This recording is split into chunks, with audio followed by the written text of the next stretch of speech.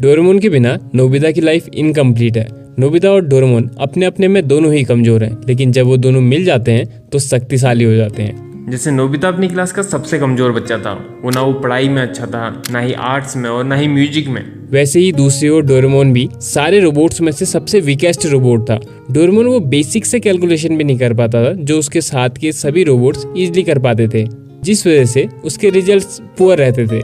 Nobita physically भी सारे sports में बाकियों से पीछे रहता था, चाहे वो स्विमिंग हो या बेसबॉल या फिर सॉकर या फिर साइकिलिंग। वहीं डोरेमोन का तो इससे भी बुरा हाल था। वो तो ठीक से रनिंग भी नहीं कर पाता था, ना ही सही गैजेट निकाल पाता था, जिस कारण दोनों को ही इंसल्ट का सामना करना पड़ता था। जब ये दो वीक कैरेक्टर एक दूसरे से मिलते हैं तो इन्होंने एक स्ट्रॉन्ग फ्रेंडशिप का बॉन्ड बनाया, जैसे दो टूटे हुए दिल मिलकर एक नया दिल बनाते हैं। जब दो लोग सेम तरह की सिचुएशन, कंडीशन और सफरिंग से गुजरे हुए होते हैं, तब वो एक दूसरे के वीक पॉइंट को जज नहीं करते हैं और ना ही उनका मजाक उड़ाते हैं, क्योंकि उनको पता होता है कि कैसा फील होता है जब कोई सबके सामने मजाक उड़ाता है। वे एक दूसरे को समझते हैं, जिस वजह से उनकी वाइब्स मैच हो जाती है और एक नेक्स्ट लेवल बॉन्डिंग बन जाती है। हम ज्यादातर नोबिता का ही जिक्र करते हैं, बट इस वीडियो में जरा डोरेमोन के दुख भरे पास्ट में नजर डालते हैं। उसको फैक्ट्री में बनाने से लेकर इलेक्ट्रिक गन से शूट करके उसको डिस्ट्रॉय करने के बाद फिर से नोबिता द्वारा उसको रिपेयर करने तक सबके ऊपर बात करेंगे, यानी sad life of Doraemon. And हाँ,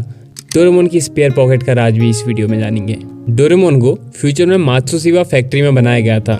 जब वो लगभग पूरा बन चुका था, तब कुछ गुंडों के कारण जो कि टाइम पेट्रोल से भाग रहे थे, फैक्ट्री में करंट गिर जाता है, जो कि सीधे जाकर डोरेमोन के ऊपर गिर जाता है, जिस वजह से डोरेमोन में शॉर्ट सर्किट होता है और उसका एक स्क्रू गिर जाता है और वो एक डिफेक्टिव पीस बन जाता है।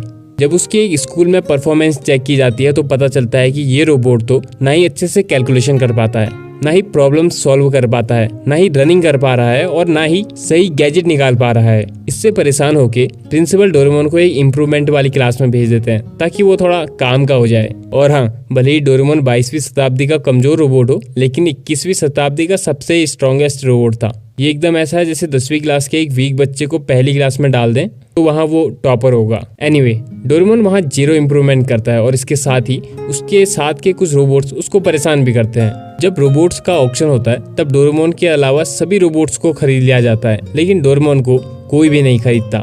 किसी को भी डोरेमोन जैसा रोबोट नहीं चाहिए था। लेकिन शिवासी नाम का एक छोटा बच्चा गलती से डोरेमोन को खरीद लेता है और शिवासी के माँ बाप भी डोरेमोन को वापस नहीं करते, ताकि वो उनके बेटे का ख्याल रख सके। शायद फ्यूचर में लोग अपने बच्चों को रोबोट्स की निगरानी में छोड़ जाएंगे। इसके बाद डोरेमोन शिवासी के साथ बहुत सालों तक रहता है। शिवासी के सब कामों में उसकी हेल्प करता है, उसका ख्याल रखता है। वो शिवासी का बहुत अच्छा दोस्त बन जाता है। लेकिन एक दिन शिवासी की गलती की वजह से डोरेमोन के कानों को एक रोबोट चूहा काट लेता है। डोरेमोन अपने आधे कटे हुए कानों को रिपेयर करने के लिए हॉस्पिटल जाता है, जहाँ गलती से गलत बटन दब जाता है और उसके कान पूरी तरह रिमूव हो जाते हैं। डोरेमोन का हालचाल पूछने आई हुई उसकी क्रश जब उसको ऐसे देखती है तो बहुत जोर से हंसने लगती है। अपनी क्रश के सामने हुई इंसल्ट के कारण डोरेमोन बहुत उदास हो जाता है और सबसे दूर कुछ पिलर्स के ऊपर बैठा होता है। वो हिम्मत करके मोटिवेट होने के लिए अपनी पॉकेट से एक लिक्विड निकालता है, लेकिन गलतियां करना तो उसके सिस्टम में था, इसलिए वो गलती से मोटिवेट होने वाले लिक्विड के बदले डीमोटिवेट होने वाला लिक्विड पी जाता है और फिर इतना रोता है कि उसका येलो कलर निकल जाता है और ओरिजिनल ब्लू कलर बाहर आ जाता है। लेकिन बाद में जब वो गुंडों को पकड़वाने में टाइम पेट्रोल की हेल्प कर देता है तो ये देख प्रिंसिपल बहुत खुश होते हैं कि एक डिफेक्टिव रोबोट होने के बावजूद डोरेमोन ने टाइम पेट्रोल की हेल्प की। इसलिए क्रिसमस डे के दिन वो डोरेमोन को क्रिसमस गिफ्ट के रूप में एक स्पेशल पॉकेट देते हैं, जो खास डोरेमोन के लिए बनाई थी, जिसके सारे गैजेट एकदम परफेक्ट थे।